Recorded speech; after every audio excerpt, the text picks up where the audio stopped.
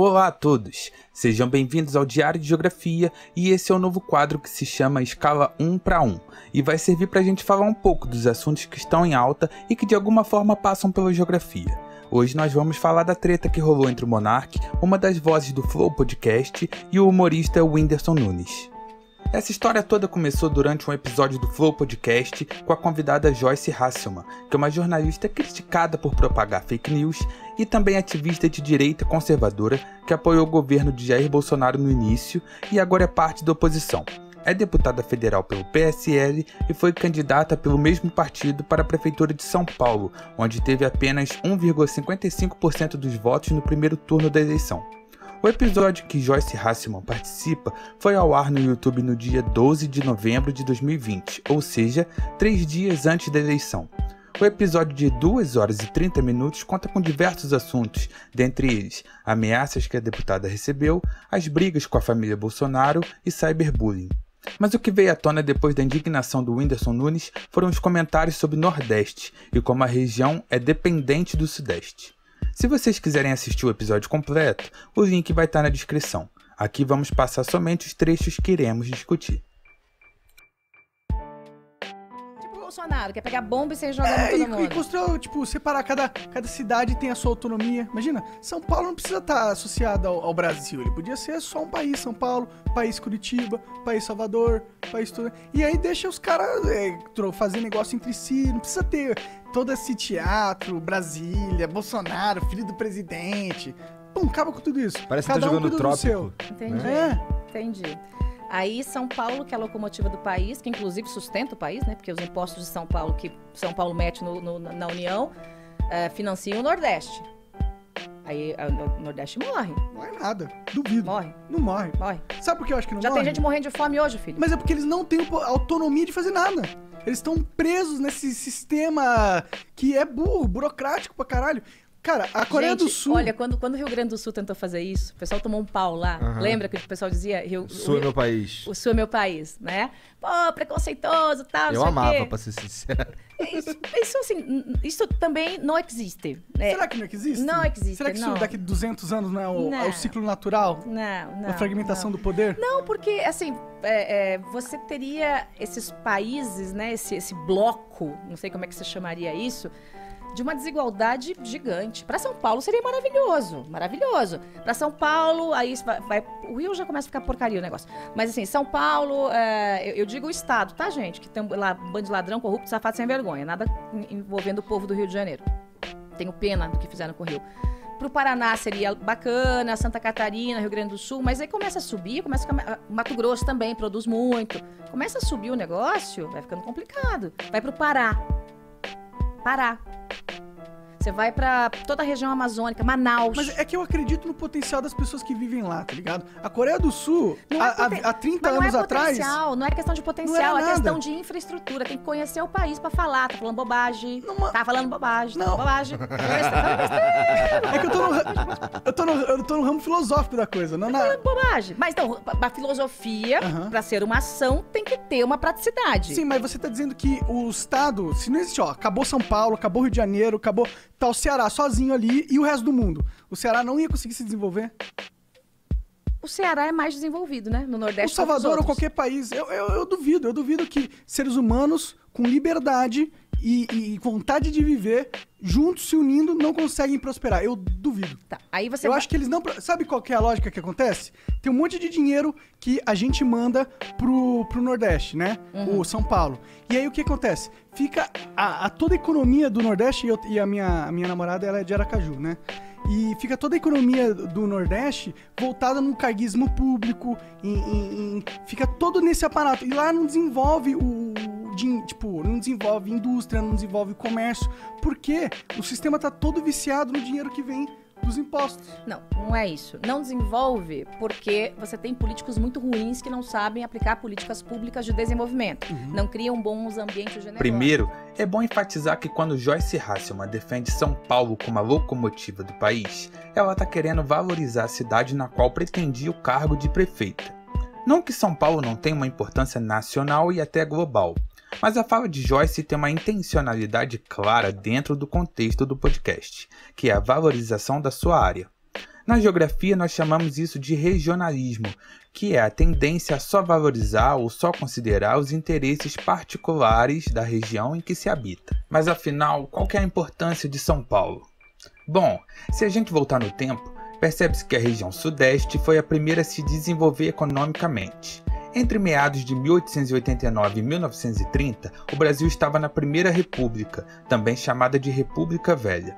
Nesse período havia um grande acordo nacional, chamado Política do Café com Leite, que envolvia as oligarquias estaduais e o governo federal em prol da manutenção do poder na mão da elite, que naquele tempo eram os grandes proprietários de terra. Não muito diferente do que é hoje. As economias paulista e mineira eram o café e o leite, respectivamente. E nesse acordo, os políticos paulistas e os políticos mineiros se alternavam na cadeira de presidente. Nesse tempo, a urbanização dos estados de São Paulo e Minas Gerais se materializavam, com a finalidade de escoar e distribuir a produção, além de abrigar a mão de obra imigrante e dos ex-escravos. Lembrando que oficialmente a abolição da escravatura ocorre em 1888, um ano antes do início desse período. Em 1930, temos a chamada Revolução de 1930, que marca a ascensão de Getúlio Vargas e marca também o que alguns autores chamam de Revolução Industrial Brasileira, com a abertura de empresas públicas, sobretudo a indústria pesada que transforma matéria-prima e fabrica bens de grande porte. É a partir de 1930 que há de fato uma política econômica voltada ao desenvolvimento industrial e, por isso, passa a ser mais lucrativo investir em indústrias. Dessa forma, os grandes proprietários de terra da região mudam sua área de atuação e passam a fazer parte do processo de industrialização, que gerou diversos novos empregos e mais tarde, na década de 50, impulsionou o êxodo rural no sentido nordeste e sudeste e gerou, no sudeste, o que chamamos de uma urbanização tardia e acelerada. Tardia, pois comparada a outros países, o Brasil demorou muito a se desenvolver. E acelerada, porque foi um processo muito rápido. Só para entendermos como foi acelerada, em 1940, os moradores das cidades eram cerca de 30% da população. Em 1970, eram 55,9% e em 2000, 81,2%, segundo os dados do censo. Então sim, Joyce, devido à mão de obra escrava e acordos pouco democráticos, São Paulo é sim economicamente muito importante para o Brasil, sendo responsável por 1/3 do produto interno bruto. Mas não é uma história de dar orgulho, né? Aí o Nordeste morre. Morre nada. Duvido. Morre. Não morre. Morre. Sabe por que eu acho que não Já morre? tem gente morrendo de fome hoje, filho. Mas Bom, Joyce, se a afirmativa sem São Paulo o Nordeste morre é verdadeira, ainda não sabemos, mas falaremos disso agora. Mas antes é importante pontuar que sem o Nordeste, São Paulo não vive. Inclusive, foi matéria do Estadão em setembro de 2010 que o crescimento do Nordeste estava afetando diretamente São Paulo. Talvez seja porque a mão de obra nordestina é a mais barata do país. E em a mais barata do país, vê-se a mais desvalorizada do país. É correto afirmar também que sem o Nordeste, São Paulo não seria mesmo, já que foi graças à mão de obra nordestina oriunda do êxodo rural que a cidade de São Paulo teve seu desenvolvimento urbano e industrial. Do jeito que a deputada fala no podcast, dá a entender que o Nordeste usufrui do esforço de São Paulo enquanto não faz nada. E não é bem assim não. A região Nordeste é conhecida pela agricultura de cana-de-açúcar para a produção de açúcar e etanol.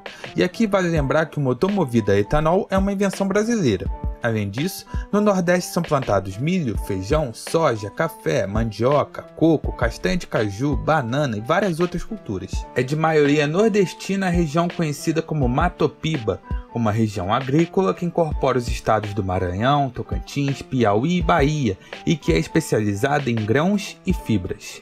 No Nordeste existe a produção de petróleo e gás natural nos estados da Bahia, Sergipe, Rio Grande do Norte, Piauí e Ceará. Também no Nordeste existem jazidas de granito, pedras preciosas e semi-preciosas. Além disso, o Rio Grande do Norte produz 95% do sal marinho consumido no Brasil e Pernambuco é responsável por 95% do total do gesso brasileiro. O processo de industrialização no Nordeste está cada vez mais intenso. O complexo industrial portuário de Suape que o diga. Ao todo, são mais de 120 das mais variadas indústrias no Nordeste, desde o polo petroquímico ao automotivo. Por fim, e não menos importante, o turismo. Graças às suas belezas naturais e suas cidades históricas, tidas como patrimônio da humanidade, como Olinda, São Luís e Salvador, o turismo movimenta o setor de serviços, seja na área de transportes, alimentação ou hospedagem, por exemplo. Agora, é fato que São Paulo, assim como o Rio de Janeiro, de alguma forma, mandam parte do seu dinheiro para o Nordeste em forma de imposto.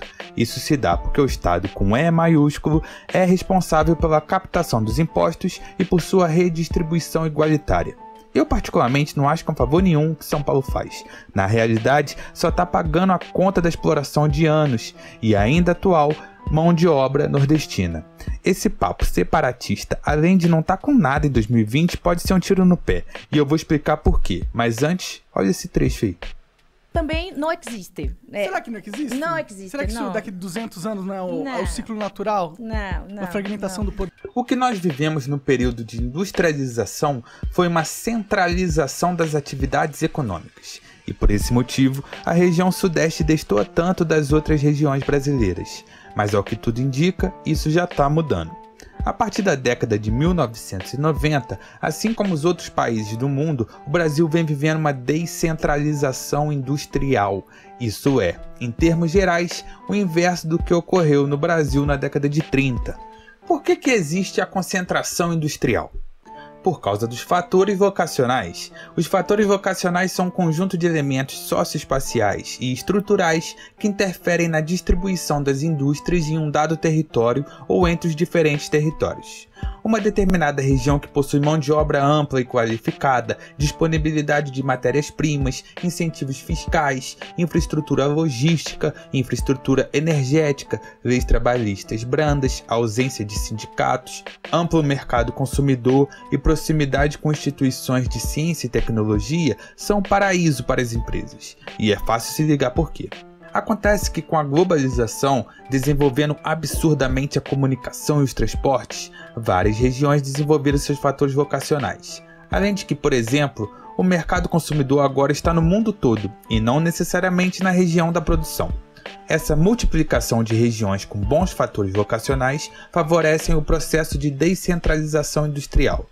E nessa que o Nordeste entra. Segundo dados do IBGE, divulgados em 2019, a industrialização de São Paulo e Rio de Janeiro sofrem uma queda, enquanto as regiões Nordeste e Sul crescem.